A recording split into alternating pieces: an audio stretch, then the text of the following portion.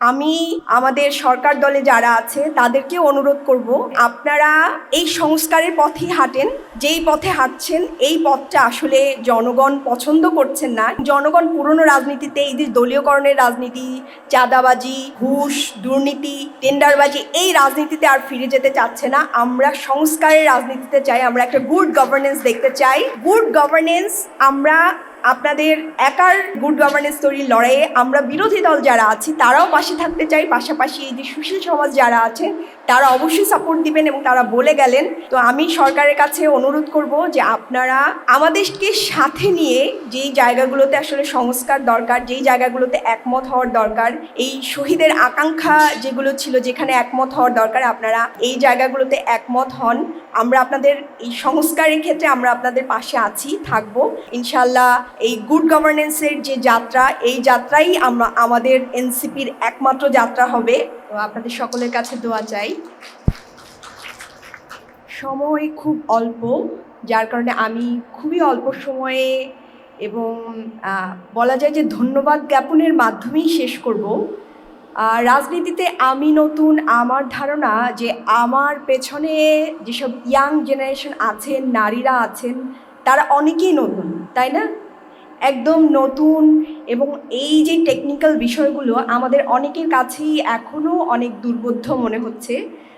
এগুলো নিয়ে আমাদের ওইভাবে এখনও পড়াশোনাও শুরু হয়নি, যদিও আমি একটু একটু করে চেষ্টা করছি সেই অ্যানাটমি, ফিজিওলজি, বায়োকেমিস্ট্রির বাইরে এসে রাজনীতিকে বোঝার এবং রাষ্ট্র ব্যবস্থাকে বোঝার চেষ্টা করছি। এবং স্যার বললেন যে হাসনাত আবদুল্লাহ ছিল না, কিন্তু আমি শিওর যে হাসনাত আবদুল্লাহ ঠিকই এই ভিডিওগুলো দেখে নেবেন এবং তার নিজের স্বার্থেই এবং পড়াশোনার স্বার্থেই, আমি শিওর এটা। এজন্য এবং আমিও স্যার আপনার অনেক কথা এখান থেকে ধরতে পারিনি। আমি আবার এবং প্রত্যেকের কথাই আমি আবার লাইভে নিয়ে বসবো এবং এটা নিয়ে টুকিটাকি পড়াশোনা করার চেষ্টা করব, যেহেতু সামনে বাজেট অধিবেশন আছে। তো আমি এনসিপি সংস্কার কমিটিকে ধন্যবাদ জানাচ্ছি যে এত সুন্দর একটা প্রোগ্রাম করার জন্য। এটা কিন্তু খুব সহজ ছিল না আমার মনে হয়, এটা অনেক দিন ধরেই তারা আয়োজন করছিল। এবং এনসিপির রাজনীতিটা আসলে কি, নতুন রাজনৈতিক বন্দোবস্ত, যেটা আমরা বারবার বলে এসছি, আমাদের রাজনীতি হচ্ছে নতুন রাজনৈতিক বন্দোবস্ত। এবং এই নতুন রাজনৈতিক বন্দোবস্তের মধ্যেই প্রথম যে কথাটা, আমরা গুড গভর্নেন্স দেখতে চাই। তো সেই জায়গা থেকে আমাদের রাজনীতি হচ্ছে সংস্কার। আমরা আমাদের রাজনীতিটা সেই 53 বছরের যে একটা কলঙ্কিত অধ্যায় দেখে দেখে আমরা এসছি, একটা বার্ডেন আমরা নিয়ে এসছি। সেই বার্ডেনকে মুক্ত করার জন্য এক ঝাঁক তরুণ দাঁড়িয়েছে, সাথে পেছন থেকে আপনারা আছেন। তো এই জায়গায় আমরা মূলত থাকতে চাই যে আমাদের মূল রাজনীতি সংস্কার। যদিও সরকার গঠনের পরে আমরা নানান জায়গায় আশাহত হয়েছি, দুঃখ পাচ্ছি। এই যে আমাদের সংস্কার, আমাদের অধ্যাদেশগুলো নানান এগুলো বাতিল হয়েছে। তো আমি ডিটেলসে আলাপ করতে চাই না। আমি চাই যে এই যে আয়োজনগুলো করেছে, এই যে রাজনীতির একটা পরিবর্তন দেখা যাচ্ছে, যে রাজনীতিবিদরা শেখার জন্য, নানান জিনিস বলার জন্য বা জনগণকে জানানোর জন্য কোথায় কিভাবে শুধরানো যায়, এই জায়গাগুলোকে আনার জন্য এক্সপার্টদের নিয়ে এসছেন এবং আমরাও সেখান থেকে শিখছি। সেই কথাগুলো আমরা গিয়ে আবার পার্লামেন্টে তুলব। এই যে রাজনীতির একটা পরিবর্তন এসছে, এই যে সংস্কার নিয়ে এনসিপি দাঁড়িয়েছে, আমি আমাদের সরকার দলে যারা আছে তাদেরকে অনুরোধ করব যে আপনারা এই সংস্কারের পথেই হাঁটেন। যেই পথে হাঁটছেন এই পথটা আসলে জনগণ পছন্দ করছেন না। এবং জনগণ পুরনো রাজনীতিতে, এই যে দলীয়করণের রাজনীতি, চাঁদাবাজি, ঘুষ, দুর্নীতি, টেন্ডারবাজি, এই রাজনীতিতে আর ফিরে যেতে চাচ্ছে না। আমরা সংস্কারের রাজনীতিতে চাই। আমরা একটা গুড গভর্নেন্স দেখতে চাই। এই গুড গভর্নেন্স আমরা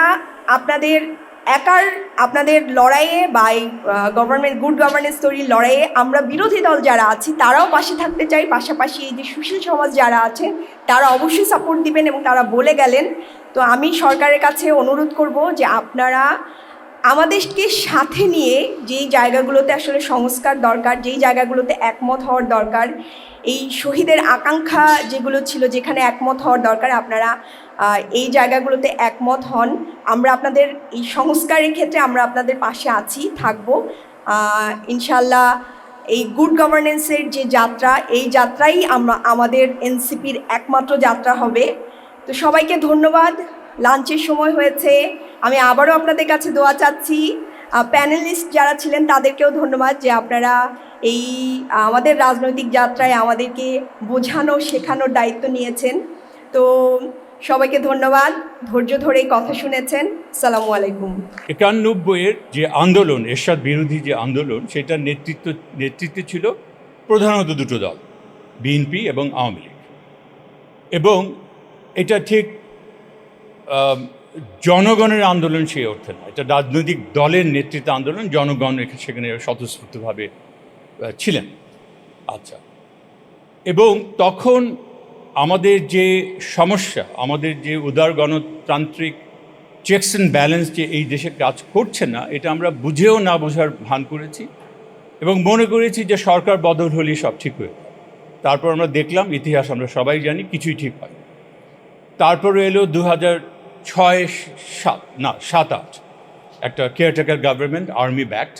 আবার একটা সুযোগ হলো, একটা অত্যন্ত সুন্দর করে কিছু রিফর্মস তখন তৈরি করা হয়েছে। কিন্তু লক্ষ্য করে দেখবেন, সেই রিফর্মসেও আবার ধরে নেওয়া হয়েছে যে উদারনৈতিক গণতন্ত্রের যে চেকস অ্যান্ড ব্যালেন্স, যে একটি রাষ্ট্রের একটি অঙ্গ আরেকটি অঙ্গকে, আমি জুডিশিয়ারি, লেজিসলেটিভ এবং এক্সিকিউটিভের কথা বলছি, যে একে অন্যকে ব্যালেন্স করবে।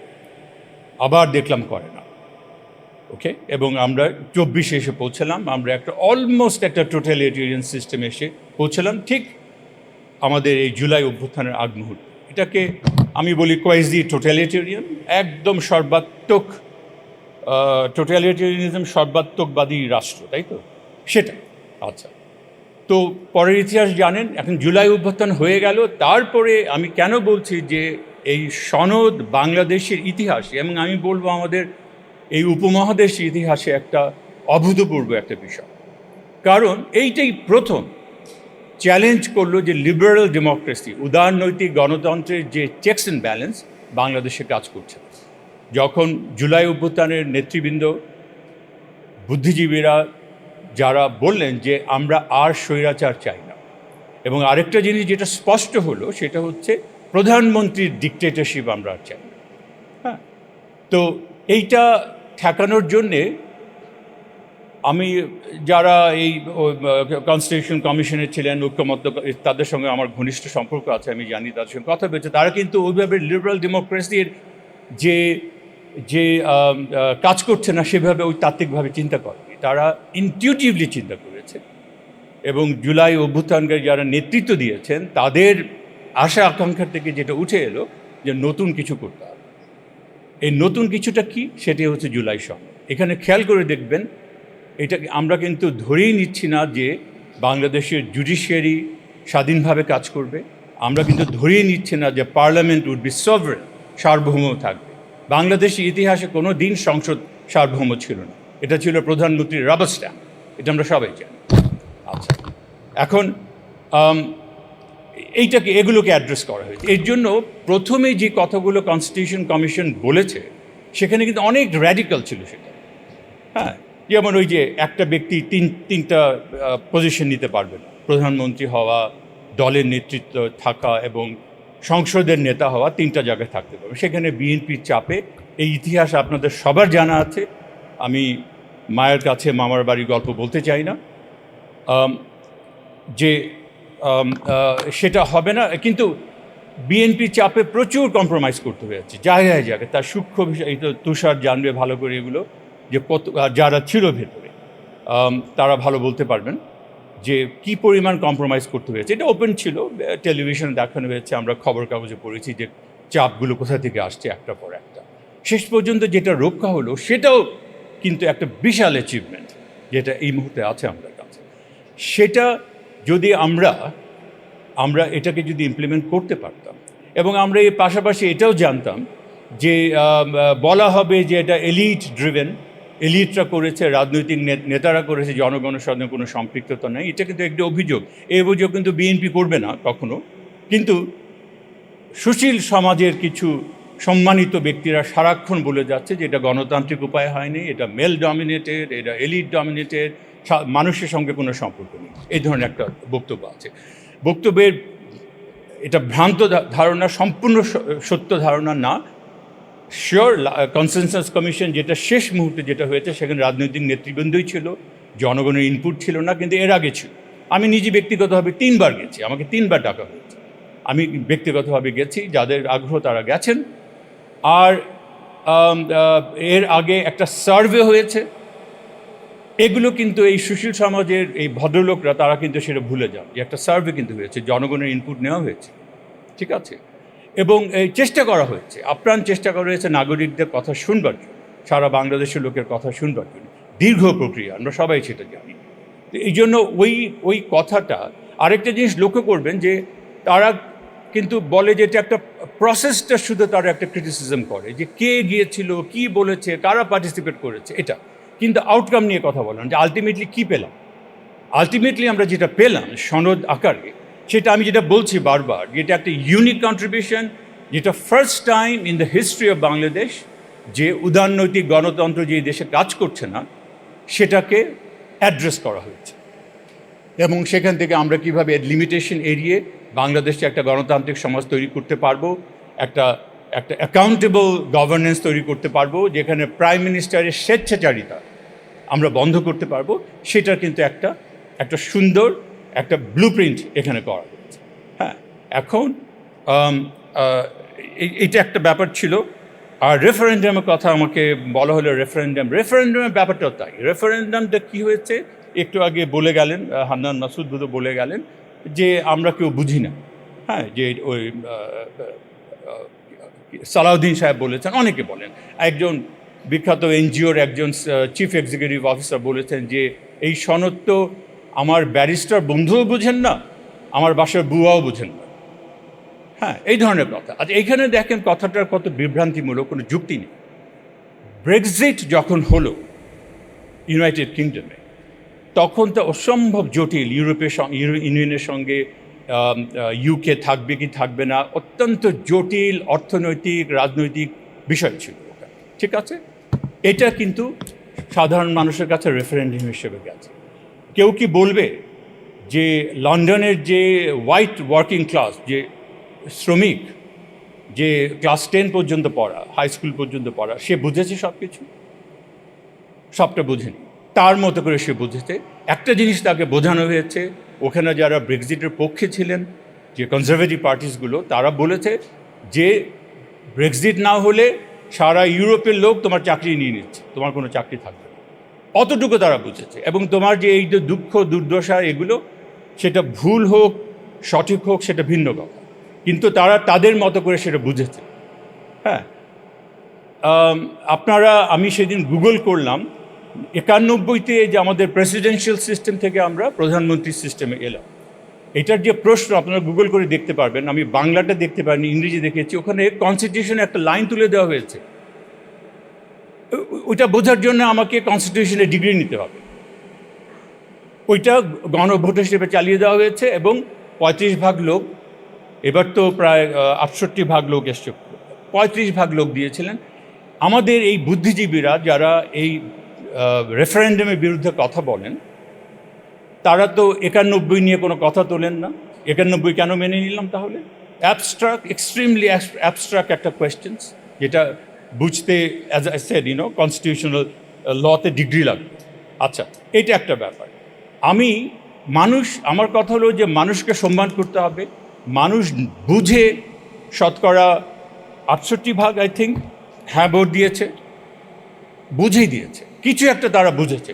যেমন আমি বলি, আমি একজন ড্রাইভারকে চিনি, যিনি আমার এক আত্মীয়ের ড্রাইভার, সে আওয়ামী লীগ, এবং এবার আওয়ামী লীগ দাঁড়ালে আবার আওয়ামী লীগকে vote, very loyal to Awami.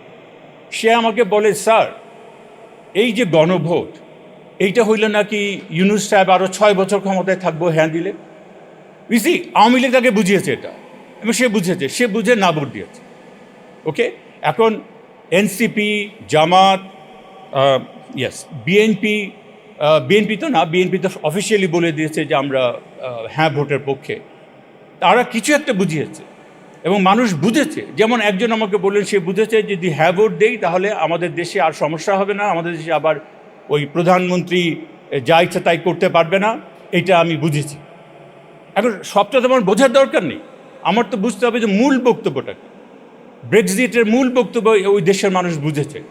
পৃথিবীর ইতিহাসে গত 20-30 বছরে 600টা কনস্টিটিউশন গণভোটে গেছে, পুরো কনস্টিটিউশন।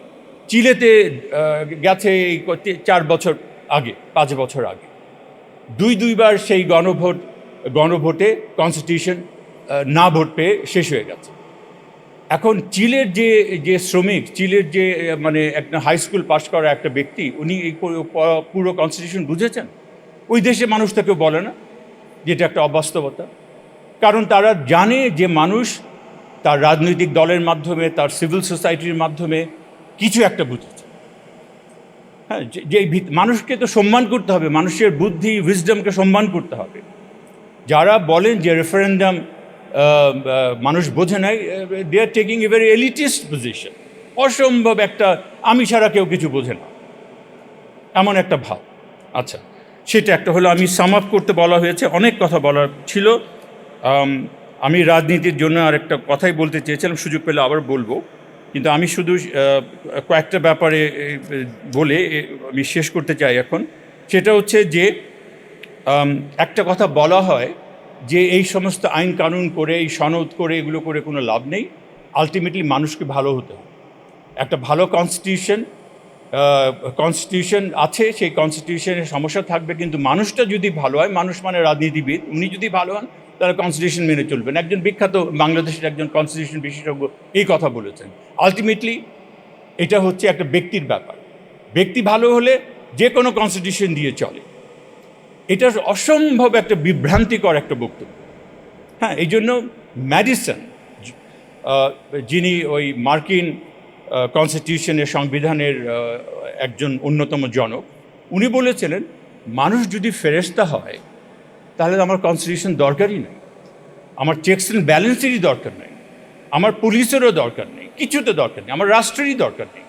কিন্তু যেহেতু মানুষ ফেরেশতা না, থ্যাংক গড মানুষ ফেরেশতা না, অসম্ভব বোরিং ব্যাপার, কিন্তু মানুষ তো ভালো মন্দ মিশিয়ে মানুষ। এজন্য আমি যে বড় বড় কথা এখানে দাঁড়িয়ে বলছি, আমাকে যদি আজকে এমপি করা হয়, আজকে যদি আমাকে মন্ত্রী করা হয়, আমি এগুলো ভুলে যাব সব, এবং আমি তখন আমার দলের স্বার্থ দেখব, আমি তখন কিভাবে আমার ক্ষমতা হয় সেটা দেখব। সেজন্য মানুষকে বিশ্বাস করা যাবে না, ধরিয়ে নিতে হবে ভালো মন্দ মিলিয়ে মানুষ। এর জন্য তার হাত পা বেঁধে দিতে হবে। সনদের মূল দর্শনটাই সেটা, যে হাত পা বাঁধতে হবে, প্রধানমন্ত্রী হাত পা বেঁধে দিতে হবে, যেটা সালাউদ্দিন সাহেব বিএনপির বারবার বলেছে। এইভাবে তো দেশ চালানো যাবে না। উনি যখন বললেন তখন বুঝতে পারি নাই, একটু অ্যাবস্ট্রাকশনও ছিল আমার কাছে। এইভাবে কথাটা মানি, এখন বুঝতে পারি এইভাবে মানি। যাতে আমার ইচ্ছা হলো আমি ফেলে দিলাম বাংলাদেশ ব্যাংকের গভর্নরকে, আমার ইচ্ছা হলো আমি জানিয়ে দিলাম এই যে দুদক, তোমরা যারা আছো সরে যাও, ওকে। এই যে ব্যাপারটা, এই যে তারপর ওই যে মেট্রো রেলের যিনি চিফ, তাকে সরানো হলো।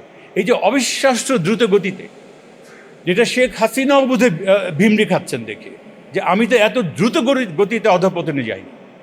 হ্যাঁ, কিন্তু এই যে অস্বাভাবিক দ্রুত গতিতে এই সরকার যে ব্যাড গভর্নেন্সের দিকে, অপশাসনের দিকে যাচ্ছে, সেটা কিন্তু ঠেকাতে পারত যদি আজকে সনদ ইমপ্লিমেন্টেড হতো এবং গণভোটের যে ভার্ডিক্ট, যে রায় আমরা জনগণ দিয়েছি, সেটা মেনে চলতাম। তার আমাদের প্রধানমন্ত্রী, আমাদের মন্ত্রীদের হাত পা বাঁধা হয়ে যেত, যা ইচ্ছা তাই করতে পারতো না, বাধা দিত। কেউ না বলতো না এই গভর্নরকে এভাবে সরানো যাবে না, তাই তো? কারণ পুরো ব্যাপারটা তাই, যে 3টা অর্গানের চেকস অ্যান্ড ব্যালেন্সের বাইরে অনেক লোককে এখানে আনা হয়েছে, যাতে একে অন্যকে, যেটাকে বলা হয় কমপ্লেক্স ব্যালেন্সিং, হ্যাঁ, অনেক জটিল ধরনের একটা চেকস অ্যান্ড ব্যালেন্স তৈরি করা হয়েছে সনদে।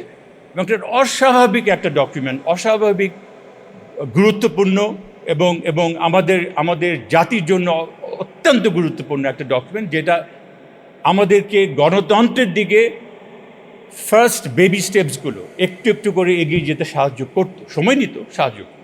আমি শেষ কথা বলতে চাই এনসিপিকে। এনসিপি নতুন দল, এনসিপি কোনো পারিবারিক শাসন দল না। আমি এনসিপির কাছে চাইবো আরেকটা জিনিস, গণতন্ত্রকে আপনারা একটু কাইন্ডলি দয়া করে আরেকটু বড় পরিসরে দেখেন। এটা কিন্তু রাজনীতিবিদদের সম্পত্তি না, এটা জনগণের সম্পত্তি। আমরা জনগণ ডাইরেক্টলি রাজনীতিবিদদের সঙ্গে দেশ চালাতে চাই, ডিরেক্টলি, এবং সেই কনস্টিটিউশনের সেই ম্যান্ডেট আমাদেরকে দিতে হবে কিভাবে আমরা আসতে পারি, ডিরেক্টলি থাকতে পারি। আজকে যদি আমরা বাংলাদেশ ব্যাংকের গভর্নর কে হবে না, এখানে যদি আমরা থাকতে পারতাম, একজন অর্থনীতিবিদ থাকতে হবে, যে মাসরুর রিয়াজ থাকতে পারতো, তাহলে কিন্তু আমরা আটকে দিতাম না। আপনি পারবেন না, ঠিক আছে? এটাকে বলা হয় প্রত্যক্ষ গণতন্ত্র। একটা চেহারা দেখেছেন রেফারেন্ডাম, গণভোটে, এরকম অসংখ্য আছে। আপনারা চাইলে সর্বত সহযোগিতা করব। আমি সারা দুনিয়ার ডিরেক্ট ডেমোক্রেসি নিয়ে গবেষণা করি, আমি আপনাদেরকে সর্বতভাবে সহযোগিতা করতে পারবো, কিন্তু দয়া করে আপনারা একটু গণতন্ত্রের নতুনভাবে, কারণ আপনাদের কাছে ভবিষ্যৎ। ধন্যবাদ, থ্যাংক ইউ।